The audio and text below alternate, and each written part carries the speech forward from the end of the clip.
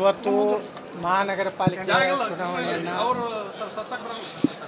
Regional commissioner ಅಕ್ರಮವಾಗಿ ಕೋರ್ಟಿನ ಆದೇಶ ಇದ್ದಾಗೂ ಸಹ ಅಲ್ಲಿ ಕೋರ್ಟ್ನಲ್ಲಿ ಈ ಒಂದು ವಿಚಾರಣೆ ಹಂತದಲ್ಲಿದ್ದಾಗ ಮೊದಲ ಬಾರಿಗೆ ಘೋಷಣೆಯನ್ನು ಮಾಡಿ ಹೈಕೋರ್ಟಿಗೆ ಅಪಮಾನ ಮಾಡುವಂಥ ನ್ಯಾಯಾಂಗ ವ್ಯವಸ್ಥೆಗೆ ಅಪಮಾನ ಮಾಡುವಂಥ ಕೆಲಸ ಮಾಡಿದ್ದಾರೆ. ಅದರ ನಂತರ ದಿಢೀರ್ನೆ ಹೈಕೋರ್ಟ್ನಲ್ಲಿ ಆದೇಶ ಇದು ಏನು ಈ ಕೇಸ್ ಪೆಂಡಿಂಗ್ ಇದೆ ಅಂತ ಹೇಳಿ ಚುನಾವಣೆ ಪ್ರಕ್ರಿಯೆಯನ್ನೇ ನಿಲ್ಲಿಸಿ ವಾಪಸ್ ತಗೊಂಡು ಅಂದು ಚುನಾವಣೆಯನ್ನು ಮುಂದೂಡಿದ್ರು. ಇವತ್ತು ಒಬ್ಬ ಸದಸ್ಯರು ಹಿರಿಯ ಸದಸ್ಯರೊಬ್ಬರು ಆಕಸ್ಮಿಕವಾಗಿ ಅವರ ನಿಧನ ಆಗಿದ್ದರಿಂದ ಈ ಚುನಾವಣೆ ನಡೆಸಬಾರ್ದು ಅಂತೇಳಿ ನಮ್ಮ ಎಲ್ಲ ಭಾರತೀಯ ಜನತಾ ಪಾರ್ಟಿಯ ಮಹಾನಗರ ಪಾಲಿಕೆ ಸದಸ್ಯರು, ವಿಜಯಪುರ ನಗರ BJP ಅಧ್ಯಕ್ಷರು ಹಾಗೂ ಭಾರತೀಯ ಜನತಾ ಪಾರ್ಟಿ ಜಿಲ್ಲಾ ಅಧ್ಯಕ್ಷರು DC ಅವರಿಗೆ, ನಮ್ಮ ರೀಜನಲ್ ಕಮಿಷನರ್ ಅವರಿಗೆ ಎಲ್ಲ ರೀತಿಯಿಂದ ಅರ್ಜಿ ಕೊಟ್ಟು ಈ ಚುನಾವಣೆ ಮುಂದೂಡಬೇಕು, ಉದ್ದೇಶಪೂರ್ವಕವಾಗಿ ಒಂದು ಪಕ್ಷದ ಆಡಳಿತ ಪಕ್ಷದ ಅನುಕೂಲ ಆಗೋ ರೀತಿಯಲ್ಲಿ ರೀಜನಲ್ ಕಮಿಷನರ್ ಇವತ್ತು ವರ್ತನೆಯನ್ನು ಇವತ್ತು ಮಾಡಿದ್ದಾರೆ. ನಾವೇನು ನಮ್ಮ ಸದಸ್ಯರು ಎತ್ತಿದಂಥ ಅವರ ಕ್ರಿಯಾಲೋಪಗಳಿಗೆ ಯಾವುದೇ ಸಮರ್ಥವಾಗಿ ಉತ್ತರ ಕೊಡದೆ ಹೈಕೋರ್ಟ್ನಲ್ಲಿ ಯಾವುದೇ ರೀತಿ ಅಂಥದ್ದು ಇರಲಿಲ್ಲ ಅಂತೇಳಿ ಮತ್ತೊಮ್ಮೆ ಮಹಾನಗರ ಪಾಲಿಕೆಯ ಈ ಒಂದು ಚುನಾವಣೆಯಲ್ಲಿ ಅಪಮಾನ ಮಾಡುವಂಥ ಕೆಲಸ ಮಾಡಿದ್ದಾರೆ. ನಾವು ಒಂದು ಪಕ್ಷದ ಏಕಪಕ್ಷೀಯವಾಗಿ RC ಅವರ ನಡವಳಿಕೆಯನ್ನು ಖಂಡಿಸಿ ಈ ಚುನಾವಣೆಯ ಪ್ರಕ್ರಿಯೆಯಿಂದ ನಾವು ಬಹಿಷ್ಕಾರ ಮಾಡಿದ್ದೀವಿ.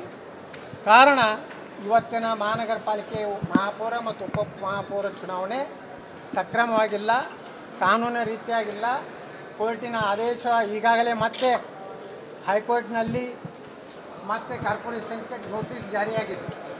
ಇಷ್ಟೆಲ್ಲ ಪ್ರಕ್ರಿಯೆ ನಡೆದರೂ ಸಹ ಅದನ್ನು ಎಲ್ಲದನ್ನು ಹೈಕೋರ್ಟಿನ ವಿಚಾರವನ್ನು ಗಾಳಿಗೆ ತೂರಿ ರೀಜನಲ್ ಕಮಿಷನರ್ ಅವರು ಕೇವಲ ಜಿಲ್ಲಾ ಉಸ್ತುವಾರಿಗಳ ಮಂತ್ರಿಗಳ ಒಂದು ನಿರ್ದೇಶನದಂತೆ ಕೈಗೊಂಬೆ ಕೆಲಸ ಮಾಡಿದ್ದಾರೆ. ಈ ಒಂದು ಹಿನ್ನೆಲೆಯಲ್ಲಿ ನಾವು ಈ ಚುನಾವಣೆಯಲ್ಲಿ ಬಹಿಷ್ಕಾರ ಮಾಡಿ ಇಡೀ BJPಯ ನಾವೇನು 18 ಸದಸ್ಯರಿದ್ದೀವಿ, ಬಹುಶಃ ನಮ್ಮ ಭಾರತೀಯ ಜನತಾ ಪಾರ್ಟಿ ನಮ್ಮ ಮಹಾನಗರ ಪಾಲಿಕೆ ಇತಿಹಾಸದಲ್ಲಿ ಇಷ್ಟು ಒಕ್ಕಟ್ಟಾಗಿ, ಮೊದಲೆಲ್ಲ ಏನಾಗ್ತಿತ್ತು, BJP 4-5 ಮಂದಿ ಆ ಕಡೆ ಈ ಕಡೆ ಏನೇನೋ ಮಾಡಿ ಗೊಂದಲ ಸೃಷ್ಟಿ ಆಗ್ತಿತ್ತು. ಆದರೆ ಈ ಸಲ ನಮ್ಮ ಎಲ್ಲ 16 ಸದಸ್ಯರು, ಲೋಕಸಭಾ ಸದಸ್ಯರು ಮತ್ತು ನಾನು ಒಕ್ಕಟ್ಟಾಗಿ ಈ ಒಂದು ಪ್ರಕ್ರಿಯೆಯಲ್ಲಿ ಭಾಗವಹಿಸಿ ಭಾರತೀಯ ಜನತಾ ಪಾರ್ಟಿ ವಿಜಯಪುರ ನಗರದಲ್ಲಿ ಒಂದು ರೀತಿ ಭದ್ರವಾಗಿ ಒಂದು ಬಂಡೆಗಲ್ಲಿನಂತೆ ನಾವು ಇವತ್ತು ಮೊದಲ ಶಕ್ತಿ ಪ್ರದರ್ಶನವನ್ನು ನಾವು ಮಾಡಿದ್ದೀವಿ. ರಾಜಕೀಯವಾಗಿ ಚುನಾವಣೆ ವ್ಯವಸ್ಥೆಯಲ್ಲಿ ಅವರು ಮಾಡಿದಂಥ ಅನೇಕ ತಪ್ಪುಗಳಿಂದ ಅವರು ಇವತ್ತು ಗೆಲ್ಲಬಹುದು. ಆದರೆ ಇದನ್ನು ನಾವು ಕೋರ್ಟ್ನಲ್ಲಿ ಸಹ ಚಾಲೆಂಜ್ ಮಾಡಿದ್ದೀವಿ. ನಿಶ್ಚಿತವಾಗಿಯೂ ನಾವು ನ್ಯಾಯಾಲಯದಲ್ಲಿ ಅವರ ರೀಜನಲ್ ಕಮಿಷನರ್ ನಡವಳಿಕೆಯನ್ನು ನಾವು ಒಂದು ಪ್ರಸ್ತಾಪ